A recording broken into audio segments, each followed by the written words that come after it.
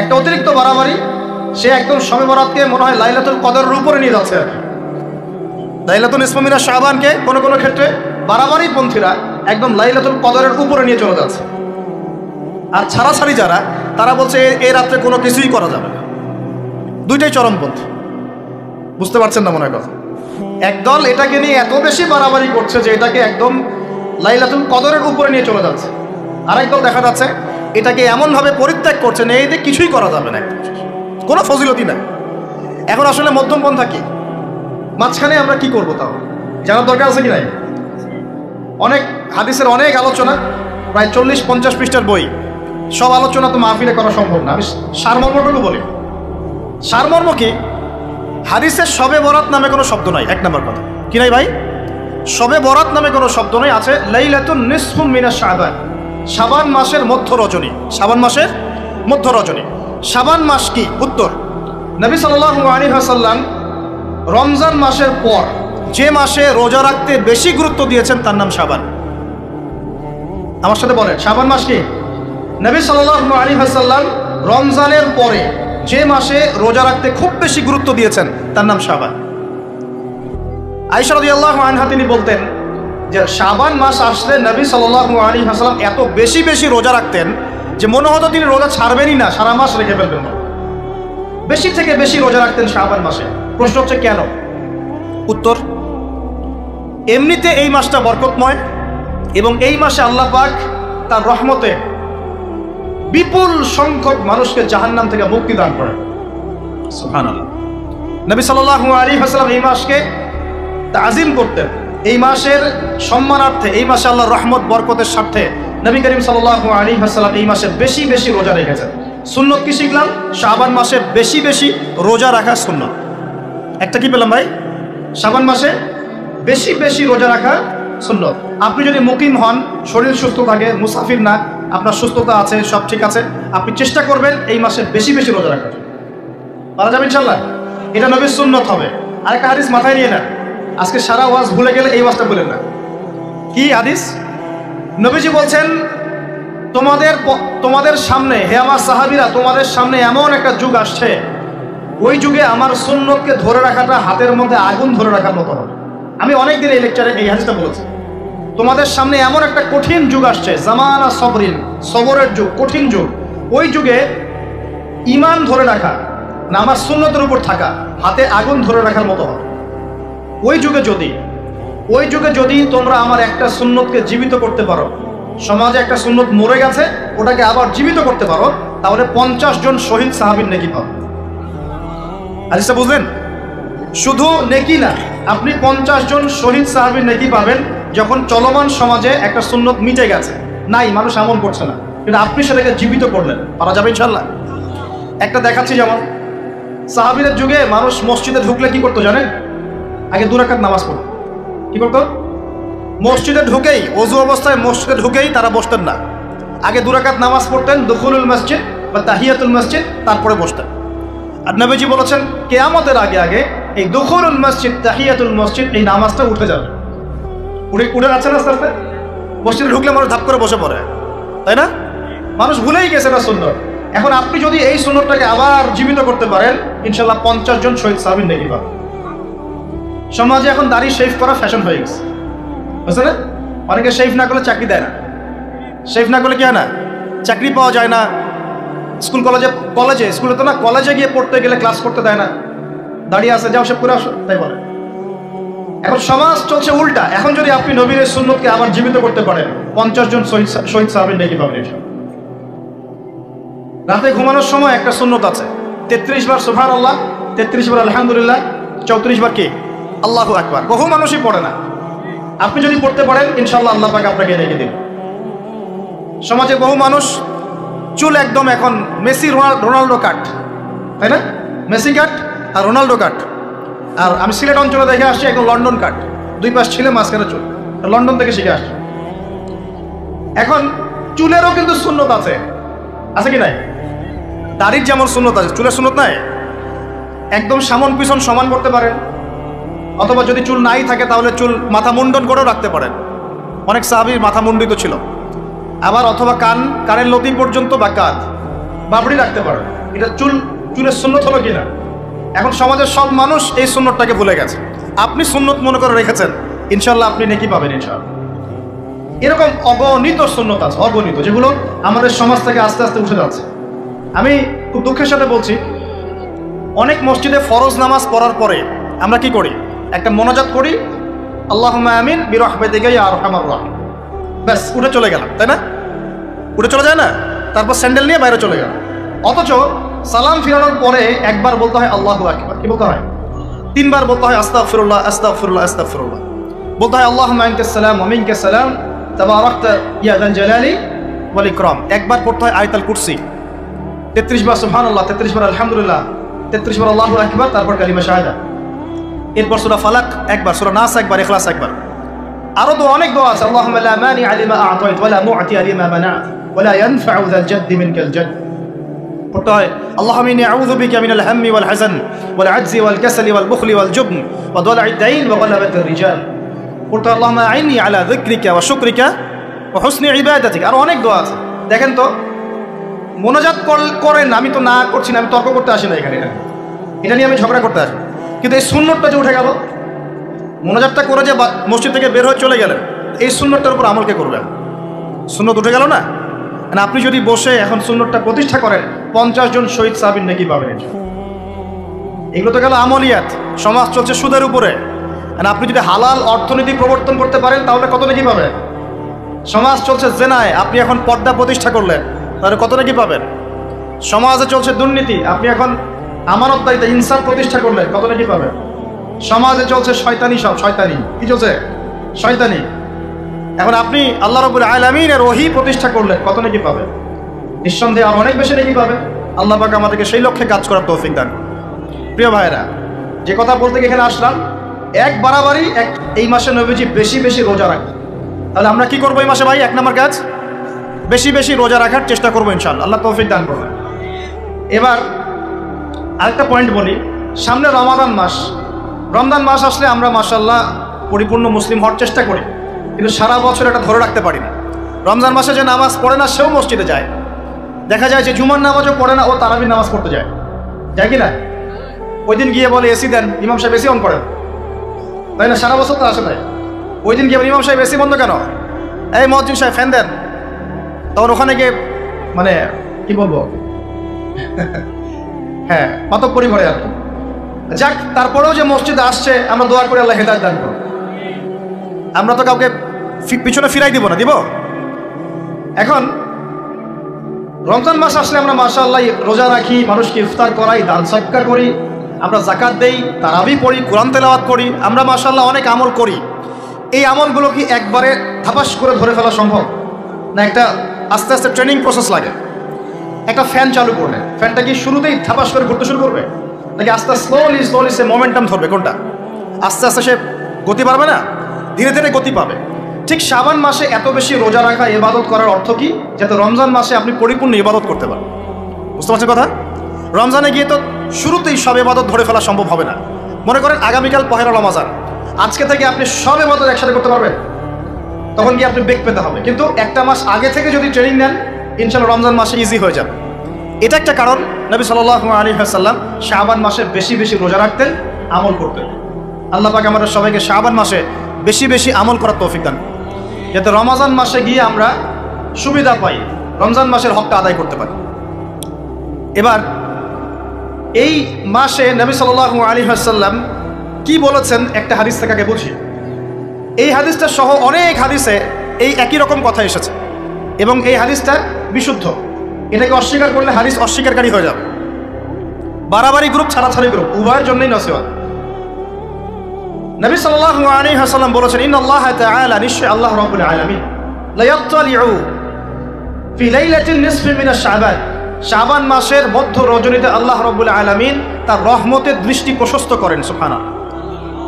আল্লাহ পাক শবে বরাত মানে আমরা যেটা বুঝি প্রচলিত অর্থে, লাইলাতুন নিসফি মিনাশ শাবান, শাবান মাসের মধ্য রজনী, যে 15 শাবানের এই যে রজনী, এই রাতে আল্লাহ রাব্বুল আলামিন তার সৃষ্টির দিকে তার রহমতের দৃষ্টিটা প্রশস্ত করে দেখেন, প্রশস্ত করেন। এবং ওয়াগফিরু লিজামিই খালকিহি, আল্লাহ পাক তার সমস্ত সৃষ্টিকে মাফ করে দেন। আল্লাহ পাক কি করেন? তার সমস্ত সৃষ্টিকে কি করেন? মাফ করে দেন। কথাটা ভালো করে বোঝেন। আল্লাহ পাক তার সমস্ত সৃষ্টিকে মাফ করে দেন ইল্লা, তাদেরকে ব্যতীত।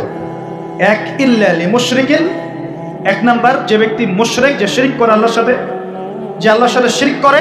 আর দুই, মুশাহিনিন, যে ব্যক্তি অন্তরে মানুষের সাথে বিদ্বেষ পোষণ করে, হিংসা বিদ্বেষ মনে আছে এরকম ব্যক্তি, এবং মনের মধ্যে শিরক আছে, শিরকি আকীদা, মুশরিক, এই দুই শ্রেণীর মানুষ ছাড়া আল্লাহ পাক সমস্ত মানুষকে মাফ করবেন।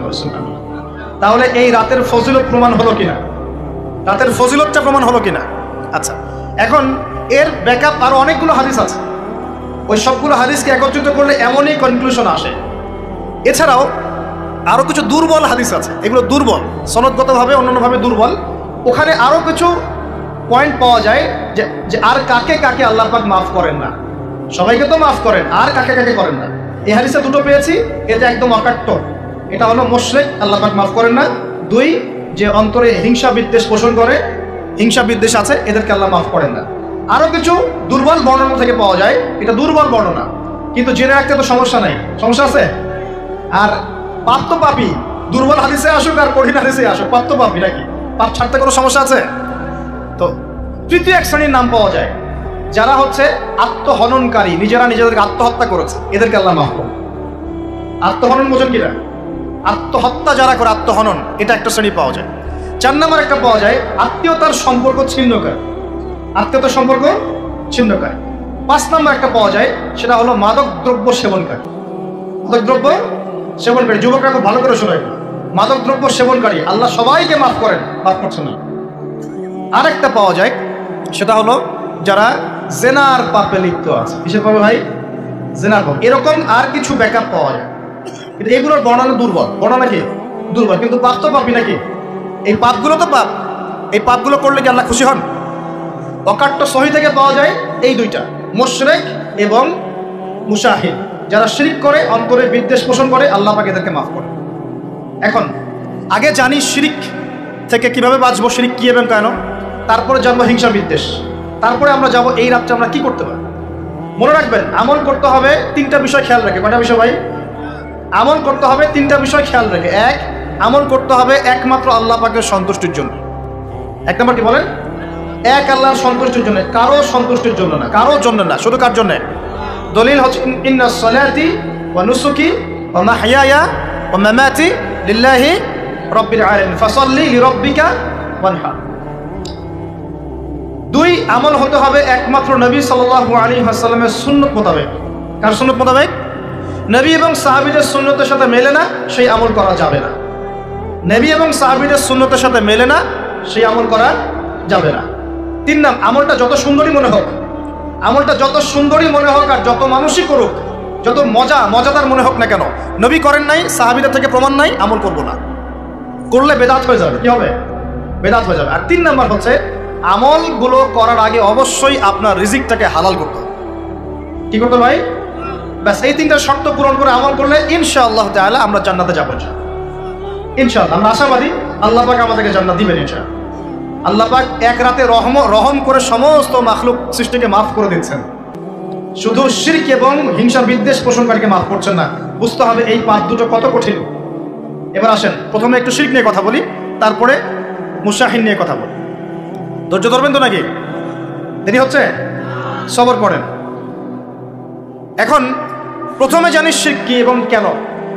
শিরক হচ্ছে এমন একটা পাপ, যেই পাপ আমল নামায় থাকলে পরে বিনা তওবায় যদি সেই ব্যক্তি মারা যায়, আল্লাহ পাক তাকে মাফ করবেন না। ভালো করে শোনেন, শিরক এমন একটা পাপ, যে পাপ যদি আমল নামায় থেকে যায়, বিনা তওবায় সে মারা যায়, শিরকের পাপ নিয়ে আল্লাহর সামনে দাঁড়ায়, আল্লাহ তাকে মাফ করবেন। দলিল সূরা নিসা, আল্লাহ পাক বলছেন ইন্নাল্লাহা লা ইয়াগফিরু আন ইউশরাকা বিহি ওয়া ইয়াগফিরু মা দুনা যালিকা লিমান ইয়াশা। আল্লাহ পাক তার সাথে শিরকের গুনাহ মাফ করবেন না, এছাড়া যে কোনো গুনাহ যাকে ইচ্ছা মাফ করবেন। বুঝাচ্ছি, মনে করেন একজন ব্যক্তি জেনা করেছে, কথার কথা নাউজুবিল্লাহ, একজন ব্যক্তি জেনা করেছে বা মিথ্যা কথা বলেছে বা ধরেন মদ খেয়েছে ইত্যাদি। এখন সে তওবা করলে তো মাফ পেতই, তওবা করলে মাফ হতো না? তওবা করলে মাফ তো পেতই। মনে করেন তওবা না করেই মারা গেছে, আল্লাহ পাক চাইলে কিয়ামতের মাঠে এই পাপ বিনা তওবাতেই মাফ করতে পারে। কথা বুঝতে পারছেন? বুঝতে পারছেন না মনে হয়। মনে করে একজন ব্যক্তি মদ খেয়েছে, জেনা করেছে ইত্যাদি, সে তওবা করার ফুরসত পায় নাই, বিনা তওবায় মারা গেছে। আল্লাহ পাক চাইলে কিয়ামতের মাঠে তওবা না করা সত্ত্বেও আল্লাহ পাক তাকে মাফ করতে পারে। কিন্তু একজন ব্যক্তি শিরকের পাপ করেছে, তওবা না করে মারা গেছে, আল্লাহ পাক কিয়ামতের মাঠে শিরকের পাপ মাফ করবে। আমি কি বুঝতে পারছি? অন্য পাপের কারণে আল্লাহ রাব্বুল আলামিন শাস্তি দিয়েও হোক, কোনো একটা ভাবে হোক, নবীর সুপারিশের মাধ্যমে হোক, তাকে জাহান্নামে গেলেও সেখান থেকে বের করে জান্নাতে দিবেন ইনশাআল্লাহ। কিন্তু শিরকের পাপ যার আমলনামায় থাকবে তার উপর জান্নাতকে হারাম করে দেওয়া হয়েছে। বলেন নাউজুবিল্লাহ। সূরা মাইদায় দলিল আছে, শিরকের পাপ যার আমলনামায় আছে তার জন্য জান্নাতকে হারাম করে দেওয়া হয়েছে। শিরক মানে অংশীদার সাব্যস্ত করা, আল্লাহ পাকের সাথে কাউকে সমকক্ষ করা। শিরক কত প্রকার হয়? উত্তর 3 প্রকার। কয় প্রকার ভাই? বিশ্বাসে শিরক হয়, মানে আকীদায় শিরক হয়। আমলে শিরক হয়, মানে কাজে শিরক হয়। কথা বা লিসানে শিরক হয়। মনে থাকবে? 1 নাম্বার কিসে শিরক হয়? বলেন আমার সাথে। বিশ্বাসে শিরক হয়, আকীদায় শিরক হয়। 2 নাম্বার আমলে শিরক হয়, কাজে শিরক হয়। 3 নাম্বার কথায় শিরক হয়। কয়েকটা এক্সাম্পল দিয়ে বুঝতে পারবেন। একজন ব্যক্তি মনে করেন বিশ্বাস করে যে আল্লাহ বলতে কেউ নাই, কি হবে এটা? বলেন শিরক। একজন ব্যক্তি মনে করেন বিশ্বাস করে যে আল্লাহ আছে, আরো ইলাহ আছে, তাহলে কি হবে? কেউ যদি বিশ্বাস করে আল্লাহর সন্তান আছে, কি হবে? কেউ যদি বিশ্বাস করে মহাবিশ্ব আল্লাহ সৃষ্টি করে নাই, বিগ ব্যাং থেকে সৃষ্টি হয়েছে, কি হবে? কেউ যদি বিশ্বাস করে আল্লাহ মানুষকে সৃষ্টি করে নাই, মানুষ বানর থেকে হয়েছে, কি হবে? আচ্ছা, বিশ্বাসগত সে। কেউ যদি মনে করে আল্লাহ ছাড়া অমুকে আমার সন্তান দিতে পারে, কি হবে? কেউ যদি বিশ্বাস করে যে আল্লাহকে পাওয়ার জন্য আমাকে মাধ্যম ওসিলা পূজা করতে হবে, তাহলে কি হবে? কেউ যদি চন্দ্র, সূর্য, গ্রহ, নক্ষত্র, গাছপালা, মূর্তি এসবে পূজা করে, কি হবে? এগুলো বিশ্বাসগত শিরক। কেমন শিরক ভাই? বিশ্বাসগত শিরক। 2 নম্বর আসেন আমলগত, কাজগত শিরক। কেমন? মনে করেন সেজদা করতে হয় কার জন্যে? কেউ যদি এখন কবরে গিয়ে সেজদা করে, কি হবে? আল্লাহর জন্য সেজদা করতে হয় না কবরে সেজদা করতে হয়? সেজদা কার জন্যে? আচ্ছা, তাহলে শিরক হবে। কুরবানি কার জন্য করতে হয়? কেউ যদি এখন মনে করেন জিনকে সন্তুষ্ট করার জন্য কুরবানি করে দেবে, কি হবে? এখনকার যুগে কিন্তু বহু মানুষ জিনের উপাসনা করে। এখনকার যুগে বহু মানুষ জিনের উপাসনা করে। আর জিন বলে একটা জাতি আছে, আমাদের সাথে চলাফেরা করে, আমরা দেখতে পারি না। আমরা কি সব দেখতে পারি? আমরা কি সব জানি? আমরা তো আমাদের আত্মাকেই দেখতে পারি। এতো ঘুমাই গেছেন, আত্মা চলে গেছে, দেখতে পারছেন? আর আমরা কি জানি? আমরা কতটুকু জানি আগামীকাল কি হবে আপনার সাথে? বলেন দেখি, কেউ জানে? আমাদের জ্ঞান কত ক্ষুদ্র, বুঝতে পারলাম। আগামীকাল কি হবে তাই জানি না, আমার আত্মাকেও চোখে দেখি না। আর আমি যদি দাবি করি এখন আমি সব জানতাম, তাহলে কি হবে? অতএব জিন জাতি আমাদের মধ্যেই আছে কি নাই? ওমা খালাকতুল জিন্না ওয়াল ইনসা ইল্লা লিয়াবুদুন। আমি জিন আর মানুষকে শুধুমাত্র আমার ইবাদত করার জন্যই সৃষ্টি করেছি। আল্লাহ পাক আমাদের সবাইকে আল্লাহ পাকের সত্য বোঝার তৌফিক দান। সবার সাথে একটা জিন আছে না? আছে কি নাই? একটা করে জিন শয়তান আছে না সবার সাথে? 2 জন ফেরেশতা, 1 জন জিন, সবার সাথেই আছে, আছে কি নাই? আপনার জিন জানে আপনার সাথে অতীতে কি হয়েছিল? জানে তো। আপনার জিন আপনার সাথে আছে না শুরু থেকে? আর আপনি 1 মাস আগে কি করেছেন আপনার জিন তো জানে। ও ভবিষ্যৎ জানে না, কিন্তু অতীত তো জানে। ও তো ভবিষ্যৎ জানে না, কিন্তু অতীতে আপনি কি করেছেন ও তো জানে, জানে না? এখন ওর সাথে এই কারিনের সাথে যোগাযোগ করছে। ওকে বলছে এই তো 1 মাস আগে অমুক মেয়ের পিছনে দৌড়াইছিল, এই 1 মাস আগে অমুক একটা মেয়ের পিছনে দৌড়াইছে, ওই মেয়েকে পাওয়ার খুব চেষ্টা করছে, কিন্তু 1 মাস আগে ব্যবসায়ী কাজ করছে, কিন্তু 1 মাস আগে ওই কাজ করছে। এখন আপনি হেডে আসলেন, এদিকে খবর পাস করা শেষ, এসে বললেন বাবা আপনার কি ক্ষমতা, আমি আপনার ক্ষমতার নিদর্শন দেখতে চাই। সেই বাবা এখন বলছে যা তুই তো সেই ব্যক্তি না, তোর নাম অমুক না, আপনি তো ভেবাচকা খেয়ে গেলেন। হ্যাঁ তাই তো, আমার নাম তো অমুক। তুই তো 1 মাস আগে এই মেয়ের পিছনে ঘুরছিস না? তাই তো, আপনি কেমন করে জানলেন? তুই 1 মাস আগে এই কাজ করছিস না? তাই তো, আপনি কেমন করে জানলেন? আপনার তো চোখ একদম আসমান উঠে গেল, বাপরে বাপ, সে তো আমার অতীতের সব বলে দেয়, সে তো আমার অতীতের সব বলে দেয়। তুই অমুক জায়গায় এটা পাপটা করছিস না, তুই এই জায়গাটা লুকায় রাখছিস না, ব্যাস আপনার মাথা খারাপ। জিনের উপাসনা করে মানুষ অনেকেই। আর জিনরা কি করে? অনেক সময় আসমানের কাছে যায় সংবাদ নেওয়ার জন্য। সূরা মুলক পড়েন, সূরা মুলকের 1ম পৃষ্ঠা পড়েন। আল্লাহ পাক ওদেরকে তাড়ানোর জন্য আসমানের মধ্যে এই উল্কাপিণ্ড নক্ষত্র নিক্ষেপ করেন। রুজুমান লিশ-শায়াতিন, আল্লাহ বলেছেন এই নক্ষত্রগুলা আমি রুজুমান লিশ-শায়াতিন, শয়তানদেরকে তাড়ানোর জন্য রেখেছি। পৃথিবীতে অনেক কিছুই ঘটে, আমরা খালি চোখে বুঝতে পারি না। এখন কেউ যদি জিনের উপাসনা করে, জিনকে সন্তুষ্ট করার জন্য এই কুরবানি করে তাহলে কি শিরক হবে কিনা? সেজদা কার জন্যে? অন্য কারোর জন্য করলে কি হবে? কুরবানি কার জন্যে? অন্য কারোর জন্য করলে কি হবে? কার নামে কসম করতে হয়? যদি অন্য কারোর নামে কসম করি, এই যে এখন বাপের নামে কসম, মায়ের নামে কসম করেন কেন? কসম করা যাবে না এভাবে। মান হালাফা বিগাইরি ইসমিল্লাহি ফাকাদ কাফার, কেউ যদি আল্লাহ ছাড়া অন্য কারো নামে কসম করে সে কুফরি করবে। যদি কসম করতেই হয় আপনাকে আল্লাহরই কসম করতে হবে। যদি কসম করতে হয় কার কসম করবে? আর আল্লাহর কসম করে কি মিথ্যা বলতে পারবে? মিথ্যা বললে তখন কাফারা দেওয়া লাগবে। আচ্ছা, কাফারা কি? সবচেয়ে সহজ কাফারা হচ্ছে 3টা রোজা রাখা। কয়টা রোজা? 3টা। আসেন সামনে যাই। এখন কসম করবো আল্লাহর জন্যে, দোয়া করেন কার কাছে? দোয়া কার জন্যে? এখন যদি অন্য কারোর কাছে দোয়া করা শুরু করি, সন্তানকে দিবে, অন্য কারোর কাছে চাওয়া শুরু করি, মনে করেন আপনার রোগ ব্যাধি দেওয়ার ভালো করার মালিককে যদি এখন আপনি একটা আংটি পরে মনে করেন এই আংটি আপনার রোগ ভালো করবে, কি হবে? ঠিক হবে কি না? এরকম অগণিত কাজের শিরক আমরা করছি। আল্লাহ পাক আমাদের শিরক থেকে বাঁচান। আর ভবিষ্যতের মালিককে, সময়ের মালিককে, ভবিষ্যৎ কে জানে? রাস্তায় টিয়া পাখি দেখে ভাগ্য পরীক্ষা করছে, ও কি ভবিষ্যৎ বলতে পারবে? যদি ওখানে গিয়ে হাত দেখান শিরক হবে না? রাশিফল দেখা যায়, রাশিফল কি? রাশিফল আজকে তোমার দিনটা কেমন যাবে, কালকে তোমার দিনটা কেমন যাবে, আছে না? তো এগুলো বিশ্বাস করলে কি হবে? এবং পদে পদে শিরকে নিমজ্জিত আছে। এগুলো তো গেল আমলগত শিরক, আরো অনেক শিরক আছে। আমাদের কথার মধ্যেও শিরক হয়। কিসের মধ্যে? কথার মধ্যে। যেমন আমরা বলি ডাক্তার ভালো ছিল, না হলে রোগীকে বাঁচানো যেত না, বলি কি না? অনেকে বলি না? শিরক হবে। কেউ যদি বলে যে ড্রাইভারটা ভালো ছিল, না হলে গাড়ি নির্ঘাত অ্যাক্সিডেন্ট করবে, কি হলো কথায়? আরেকটা বিষয় আছে, আমরা অনেক সময় ইবাদত করি মানুষকে দেখানোর জন্য।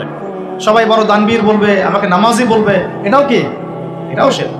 কথার মধ্যে আর অনেক শিরক করি। সার্বভৌম ক্ষমতার মালিককে, তাবারাকাল্লাযী বিয়াদিহিল মুলক, সার্বভৌম ক্ষমতার মালিককে আমরা যদি মনে করি আমরাই সার্বভৌম ক্ষমতার মালিক, কি হবে? ঠিক হবে না? এরকম প্রচুর শিরকে আমরা নিমজ্জিত আছি। সবচেয়ে বড় যে শিরকটা এখনকার বিশ্বে চলছে সেটা হলো আল্লাহ পাকের হালালকে আমরা হারাম করে নিচ্ছি, আল্লাহর হারামকে হালাল করে নিচ্ছি। করছে কি না? বুঝতে পারছেন না মনে হয়। মাদক দ্রব্য কি হালাল না হারাম? আমরা অনেক সময় হালাল করে নিয়েছি, তাই নাই? জেনা হারাম না হালাল? আমরা এখন জেনাকে প্রমোট করছি, উস্কে দিচ্ছি। সমকামিতা হালাল না হারাম?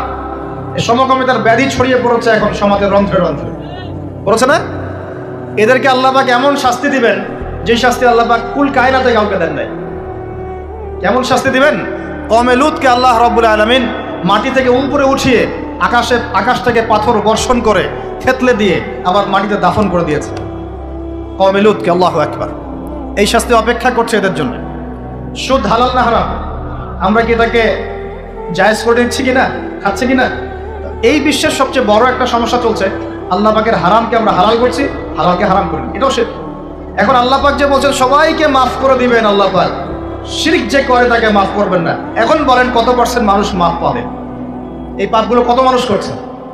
সবাই করছে না? মোটামুটি সবাই মোটামুটি শিরক করছে। আমরা আল্লাহ পাক আমাদের সবাইকে শিরকের পাপ থেকে বাঁচিয়ে রাখুন। এর পাশে একটা শিরক আছে রিয়া বা গোপন শিরক, লোক দেখানো আমল, এটাও গোপন শিরক। আর এক শ্রেণী। আচ্ছা, এখানে একটা কথা বলে রাখি, এই শিরকগুলো থেকে বেঁচে থাকলে কি হবে?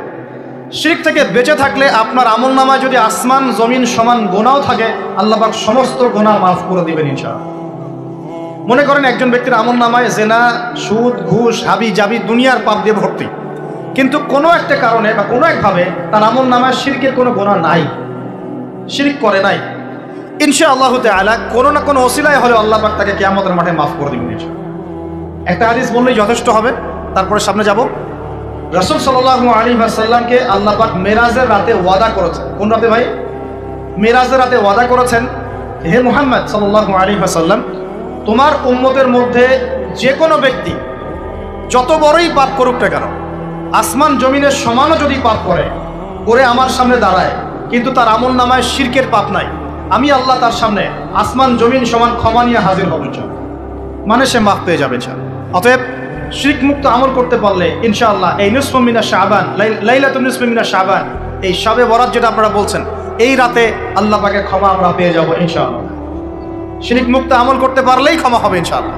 আল্লাহ পাক আমাদের সবাইকে শিরক থেকে বেঁচে থাকার তৌফিক দান। এই শিরক সম্পর্কে বিস্তারিত জানার জন্য শিরকিও কেন, কিতাবুত তাওহীদ, তারপরে কোরআন সুন্নাহর আলোকে ইসলামী আকীদা, এই বইগুলো পড়াশোনা করেন, ইনশাআল্লাহ জানতে পারবেন। আরেক শ্রেণী মানুষকে আল্লাহ পাক মাফ করবেন না। এরা কারা? মুশাহিন। মুশাহিন মানে কি? যারা একে অপরের সাথে হিংসা বিদ্বেষ পোষণ করে। এখন বলেন দেখি, হিংসা বিদ্বেষ পোষণ করেন এমন মানুষ আছে এখন? বলেন দেখি। রাজনৈতিক অঙ্গনে একজন আরেকজনের সাথে হিংসা করছে কিনা? সামাজিক নেতৃত্ব নিয়ে একজন আরেকজনের সাথে হিংসা করছে কিনা? পরিবারের মধ্যেও একজন আরেকজনের সাথে হিংসা করছে কিনা? ভাই একজন আরেকজনের সাথে হিংসা করছে কিনা? আলেম একজন আরেকজনের সাথে হিংসা করছে কিনা? করছে না? বক্তা একজন আরেকজনের সাথে হিংসা করে কিনা? ধর্ম থেকে শুরু করে বিশ্ব রাজনীতি পর্যন্ত হিংসার দাবানলে এখন পুরো বিশ্বের মানুষ জ্বলে পড়ে শেষ হয়ে যাচ্ছে, হচ্ছে না? মহিলা হিংসা করে কিনা? সতীনে হিংসা করে কিনা? সতীন বোঝেন কিনা? বিয়েই তো করেন নাই, সতীন বুঝবেন কি? সতীন কি জিনিস? দুই বউ, এক বউ আরেকবার কি হয়? সতীনে হিংসা করে কিনা? আয়েশা রাদিয়াল্লাহু আনহার বাসায়, মানে ঘরে, নবী সাল্লাল্লাহু আলাইহি ওয়াসাল্লাম বসে আছেন, ঢুকেছেন, আর অন্য একজন স্ত্রীর ঘর থেকে একটা খাবার আসতে পারে না, ভালোবেসে মহব্বত করে হাদিয়া দিয়েছেন। আয়েশা রাদিয়াল্লাহু আনহা যখন দেখলেন তার ঘরের মধ্যে খাবার পাঠিয়েছে অন্য একজন স্ত্রী, পুরো থালাটাকে মাথার উপর নিয়ে থাবাস করে ভেঙে ফেলে দিলেন। তো রাসূলুল্লাহ সাল্লাল্লাহু আলাইহি ওয়াসাল্লাম মুচকি হাসছেন, আর উপস্থিত হয়তো আরো দু একজন ছিলেন, তাদেরকে বলছেন তোমাদের মা রাগ করেছে। তিনি নিজেই হাতে সেগুলো তুললেন, সব ভাঙাচোরা পিসগুলো নিজে তুলে রেখে দিয়ে ভালো থালা বাটিগুলো হাদিয়া পাঠালেন ওই স্ত্রীর ঘরে, যে ঘর থেকে খাবার এসেছে। এইভাবে ডিল করতে হয়। আর রাসূল সাল্লাল্লাহু আলাইহি ওয়াসাল্লাম তখন রাগ হন নাই, কেন এই কাজ করলাম। আরেকদিন আয়েশা রাদিয়াল্লাহু আনহা একটা কথা বলে ফেলেছেন। নবী সাল্লাল্লাহু আলাইহি ওয়াসাল্লাম তার কোন এক স্ত্রীর কাছ থেকে এসেছেন। আয়েশা রাদিয়াল্লাহু আনহা বলছেন, আপনি তার কথা কিভাবে স্মরণ করেন? সে তো একটু খাটো, এরকম একটা কথা বলেছে, সে তো একটু খাটো, একটু বেটে। আয়েশা রাদিয়াল্লাহু আনহাকে আমাদের নবীজি বলছেন, শোনো, তুমি এমন একটা কথা বলেছো, আমাদের সবার জন্য হেদায়েত আছে, তুমি এমন একটা কথা বলেছো, এই কথাটা যদি সমুদ্রের সাথে মিশিয়ে দেওয়া হয়, পুরো সমুদ্রের পানি দূষিত হয়ে যাবে। বলি নাউযুবিল্লাহ। এই যে এতটুকু কথা, যে সে তো একটু খাটো ইয়া রাসূলুল্লাহ, এই যে এতটুকু কথা, খালি এই যে কত কালো, কত অমুক, কত তমুক, কত গরিব, কত কৃষক, কত ছোট লোক, কত এই যে রিক্সাওয়ালা, আমরা কথা বলি না এগুলো? আমাদের এগুলো কথা আছে না সমাজে? এগুলো বলার সাথে সাথেই এটা এমন পাপ হয়ে যায়, সাগরের মধ্যে এই পাপ মিশিয়ে দিলে সাগরের পানি নষ্ট হয়ে যাবে। নাউযুবিল্লাহ। এরকম হিংসা বিদ্বেষ মনে থাকলে তাজকিয়া পাওয়া যায় না। তাজকিয়া মানে আত্মশুদ্ধি। তো এখানে এটা স্বভাব সুলভ মানুষের মধ্যে এসে যায়, আসে কিনা? আসে না? এই সবে লাইলাতুল নিসফু মিনাশ শাবানের হাদিসগুলোর মধ্যে একটা হাদিসে আসছে, সনদের কথা আমি বলছি না, আমি প্রসঙ্গটা বলছি, যে আয়েশা রাদিয়াল্লাহু আনহা বলছেন, আমি ঘুম থেকে উঠে দেখি রাসূল সাল্লাল্লাহু আলাইহি ওয়াসাল্লাম নামাজ পড়ছেন। কি পড়ছেন? নামাজ। তার ঘরে নামাজ পড়ছেন। নামাজে এত লম্বা সেজদা করছেন যে আমার কাছে মনে হলো নবী মনে হয় ইন্তেকাল করেছেন। নাউযুবিল্লাহ। তারপরে আমি তাকে তার বুড়ো আঙ্গুল ধরে নাড়া দিলাম। নবী সাল্লাল্লাহু আলাইহি ওয়াসাল্লাম তাড়াতাড়ি নামাজ শেষ করলেন। শেষ করে বললেন, আজকের রাত এমন একটা রাত, এই রাতে আল্লাহ রাব্বুল আলামিন তার অসংখ্য বান্দাকে মাফ করে দেন। এরপর তিনি আবার ঘুমিয়ে গেলেন। আয়েশা রাদিয়াল্লাহু আনহা এবার উঠে বলছেন, আমি দেখলাম যে নবী সাল্লাল্লাহু আলাইহি ওয়াসাল্লাম আমার ঘরে নাই। তখন তিনি বলছেন, আমার মনের মধ্যে তখন ওই ফিলিংস আসলো যেটা মেয়েদের মধ্যে স্বভাব সুলভ চলে আসে। আমি মনে করলাম যে রাসূলুল্লাহ সাল্লাল্লাহু আলাইহি ওয়াসাল্লাম কি অন্য কোনো স্ত্রীর ঘরে চলে গেলেন আমাকে ছেড়ে। তখন আমি চাদর মুড়ি দিয়ে তাকে পিছু নেওয়া শুরু করলাম। পিছে গিয়ে দেখলাম রাসূল সাল্লাল্লাহু আলাইহি ওয়াসাল্লাম ওই জান্নাতুল বাকি বলি না আমরা, বাকিয়া গারকাত, মদিনায় মসজিদ নববীর পাশে কবরস্থান আছে না, ওই কবরস্থানে নবী সাল্লাল্লাহু আলাইহি ওয়াসাল্লাম দাঁড়িয়ে মাইয়েতের জন্য দোয়া করছেন। সুবহানাল্লাহ। আয়েশা রাদিয়াল্লাহু আনহা গিয়ে দাঁড়ালেন। নবীজি বললেন, তুমি কি মনে করছো আমি তোমার সাথে প্রতারণা করছি? আমি তোমার হক নষ্ট করব? বরং আজকের রাতে আল্লাহ রাব্বুল আলামিন অগণিত মানুষকে মাফ করে দেন বলে। সুবহানাল্লাহ।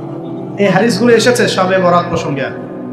এখানেও দেখেন আয়েশা রাদিয়াল্লাহু আনহা কিন্তু একটু জেলাসি ফিল করেছেন যে আমার ঘর থেকে আবার অন্য স্ত্রী ঘরে চলে গেল কিনা। এগুলো স্বভাব সুলভ, এগুলো আসতে পারে, এগুলো মানুষের মধ্যে কি আসতে পারে, কিন্তু বিদ্বেষ পোষণ করে একে অপরের ক্ষতি করে দেওয়া, এই কাজগুলো যারা করবে আল্লাহ পাক এই রাতে ওদেরকে মাফ করবেন। এখন আমাদের জন্য আগে নসিহত দুইটা। এই রাত্রের ফজিলত পেতে হলে নসিহত আগে দুইটা। এক, আমাদের আকীদা আমলে কোনো শিরক থাকা যাবে না। বলি আমিন। আল্লাহ কবুল করুন। আমাদের আকীদা এবং আমলে কোনো প্রকার শিরক রাখা যাবে না। 2, আমরা মনের মধ্যে কোনো ভাইয়ের প্রতি হিংসা বিদ্বেষ রাখবো না। রাখবো ইনশাল্লাহ? রাখবো না। আমরা কোনো ভাইয়ের প্রতি হিংসা বিদ্বেষ পোষণ করবো না ইনশাল্লাহ। একটা হাদিস বললেই আপনি বুঝে ফেলবেন, তারপর আমি সামনে যাচ্ছি, এরপরে আমি আস্তে আস্তে ফিনিশিং দেবো ইনশাল্লাহ। আল্লাহর রাসূল বলেছেন সাল্লাল্লাহু আলাইহি ওয়াসাল্লাম, তিনি বলেছেন যে তোমরা ততক্ষণ পর্যন্ত জান্নাতে যেতে পারবে না, ভালো করে শোনেন, তোমরা ততক্ষণ পর্যন্ত জান্নাতে যেতে পারবে না যতক্ষণ তোমরা প্রকৃত মুমিন না হচ্ছ, প্রকৃত মুমিন না হচ্ছ। আর তোমরা ততক্ষণ পর্যন্ত প্রকৃত মুমিন হতে পারবে না যতক্ষণ পর্যন্ত না পরস্পরকে ভালো না বাসছ, পরস্পরকে ভালো না বাসছ। এই ভালোবাসা আবার বয়ফ্রেন্ড গার্লফ্রেন্ড ভালোবাসা না, দিনই ক্ষেত্রে ভালোবাসা। আর আমি কি তোমাদেরকে জানিয়ে দেব কি করলে তোমরা পরস্পরকে ভালোবাসতে পারবে? সাহাবীরা বলছেন অবশ্যই বলুন ইয়া রাসূলুল্লাহ। নবীজি বলছেন তোমরা একে অপরকে সালাম দেওয়ার অভ্যাস করো, ইনশাআল্লাহ তোমরা একে অপরকে ভালোবাসতে পারবে। ইসলামের সৌন্দর্য দুটা, কয়টা ভাই? বেশি বেশি মানুষকে সালাম দেয়া এবং মানুষকে খাবার খাওয়ানো। কি খাওয়ানো? আরেকটা মনে রাখবেন, কিয়ামতের আগে আগে মানুষ বাছাইকৃত মানুষকে সালাম দিবে, সবাইকে সালাম দিবে। চলছে কিনা সমাজে? কিয়ামত দূরে না কাছে? এটা আজকে আলোচনার টপিক না, তাহলে আমি বলতাম যে কতগুলো আলামত আপনি দেখতে পাবেন। এখন আমরা বুঝতে পারলাম এই রাতের ফজিলত আছে, আছে কি নাই? এই রাতের ফজিলত কি? আল্লাহ পাক এই রাতে অগণিত বান্দাকে মাফ করে দিবেন ইনশাআল্লাহ। তবে কোন কোন মানুষকে মাফ করবেন না? 1 নম্বর যারা মুশরিক বা শিরক করে, হ্যাঁ, একে অপরের প্রতি কি বলেন, মুশাহিন, বিদ্বেষ, হিংসা বিদ্বেষ পোষণ করে, এই 2 শ্রেণীর মানুষের অন্তর্ভুক্ত হওয়া থেকে আল্লাহ আমাদেরকে বাঁচাক, আমিন।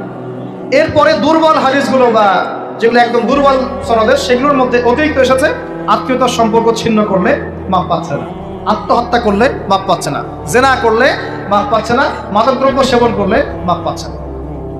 এই পাপগুলো থেকেও আল্লাহ পাক আমাদেরকে বাঁচিয়ে রাখুন বলিয়া। এখন কিভাবে এই রাতে আমরা ইবাদত করব জানার দরকার কিনা? তার আগে ইবাদত কবুলের কয় শর্ত বলেছে? 3। আল্লাহর সন্তুষ্টির জন্য হতে হবে, নবীর সুন্নাহ মাফিক হতে হবে, এবং 3 নম্বর হচ্ছে হালাল রিজিক থাকতে হবে, হারাম খেয়ে ইবাদত করা যাবে না। এখন আসেন, কোনো হাদিসের মধ্যে স্পেসিফিকলি বলা নাই যে এই রাতে এই এই এই এই ইবাদত করতে হবে, কোনো হাদিসের মধ্যে পাওয়া যায়। কথা বলার চেষ্টা করো। যেমন লাইলাতুল কদর সম্পর্কে বলা হচ্ছে না যে লাইলাতুল কদরে যারা কিয়াম করবে, হ্যাঁ, রাত দিনে সিয়াম রাখবে, রাতে কিয়াম করবে, কোরআন তেলাওয়াত করবে, কোরআন দিয়ে কিয়াম করবে, আল্লাহ ওদেরকে মাফ করে দিবেন। একটা আমল দেওয়া আছে লাইলাতুল কদরে। নবী সাল্লাল্লাহু আলাইহি ওয়াসাল্লাম যা করতেন সেগুলোর মধ্যে আমল দেওয়া আছে। এই নিসফু মিনাশ শাবানের মধ্যে স্পেসিফিকলি এভাবে হাদিসের মধ্যে উল্লেখ করা নাই এই এই এই এই আমলগুলো। এটা খুঁজে খুঁজে আমাদেরকে বের করতে হয়। খুঁজে খুঁজে কেমন? নবী সাল্লাল্লাহু আলাইহি ওয়াসাল্লাম দোয়া করছিলেন মৃতদের জন্য, করছিলেন না? তাহলে এটা একটা আমল পাওয়া গেল। নবী সাল্লাল্লাহু আলাইহি ওয়াসাল্লাম নামাজে ছিলেন সিজদারত অবস্থায়, ওই যে আয়েশা রাদিয়াল্লাহু আনহা টোকা দিলেন, দিয়ে বললেন আমি ভাবছিলাম তার ইন্তেকাল হয়ে গেছে কিনা, তার মানে বুঝলাম যে আপনি নামাজ পড়তে পারেন। এরপরে আল্লাহ পাকের কাছে ক্ষমা চাইতে পারেন, কারণ এই মাসে আল্লাহ পাক আপনাকে এই রাতে আল্লাহ আপনাকে ক্ষমা করবেন, এই রাতে আল্লাহ ক্ষমা করবেন। এখন এটাকে বলা হয় প্রশস্ততা। ব্যক্তিগতভাবে এখানে আপনাকে প্রশস্ত ইখতিয়ার দেওয়া হয়েছে। ব্যক্তিগতভাবে আপনাকে আল্লাহ পাক তার রাসূলের মাধ্যমে এই শরীয়তে এই রাতের আমলের জন্য একটা প্রশস্ত ইখতিয়ার দিয়েছেন। আপনি রাসূল সাল্লাল্লাহু আলাইহি ওয়াসাল্লামের সুন্নাহ মাফিক যে কোনো ভালো কাজ করতে পারেন, কিন্তু নির্দিষ্ট করে আপনাকে দেওয়া হয় নাই যে আপনাকে 100 রাকাতই পড়তে হবে, আপনাকে 200 রাকাতই পড়তে হবে, আপনাকে 10 রাকাতই পড়তে হবে, আপনাকে 1 খতমই দিতে হবে, এরকম নির্দিষ্ট করে আপনাকে কিছু দেওয়া হয়। আপনি এখন চাইলে সুন্দর করে অজু করলেন, অজু করে মাশাআল্লাহ আতর খুশবু ব্যবহার করতে পারেন, পরে সুন্দর জামা পরলেন, পরে আপনি আল্লাহর স্মরণে নামাজ আদায় করলেন। এখন ফরজ নামাজ আগে না নফল আগে? ফরজ আগে না নফল আগে? এই আমলগুলো ফরজ না নফল? এগুলো নফল। আগে তো ফরজ পড়তে হবে নাকি? 5 ওয়াক্ত ফরজ নামাজ তো আগে, তারপরে আপনি নফলে আসেন। আমাদের জীবনে কোনটার গুরুত্ব সবচেয়ে বেশি? ফরজ ঠিক না থাকলে নফল দিয়ে কাজ হবে? তো ফরজ ঠিক করার পরে আপনি এখন অতিরিক্ত আমল করার চেষ্টা করছেন, সুন্দর কাপড় চোপড় পরেছেন, আপনি মাশাআল্লাহ পবিত্র হয়েছেন, আতর খুশবু ব্যবহার করেছেন, আপনি নীরবে নিভৃতে আল্লাহকে ডাকছেন নামাজের মতো, লম্বা করে সুন্দর করে নামাজ পড়ছেন, আপনি একটু কোরআন তেলাওয়াত করছেন, আলহামদুলিল্লাহ। আপনি এই রাতে মৃতদের জন্য দোয়া করলেন, নিজের জন্য দোয়া করলেন, পরিবারের জন্য দোয়া করলেন, আপনি তাসবিহ তাহলিল করলেন, যদি আপনাকে আল্লাহ সামর্থ্য দেন আপনি কিছু দান সাদাকা করেছেন, আপনি বিভিন্ন রকম ভালো কাজে আপনি নিজেকে মানে এঙ্গেজ রাখতে পারেন, নিজেকে বিভিন্ন ভালো কাজে আপনি নিজেকে সম্পৃক্ত রাখতে পারেন। এভাবে আপনি রাতটাকে একটা উৎসবে পার করতে পারেন।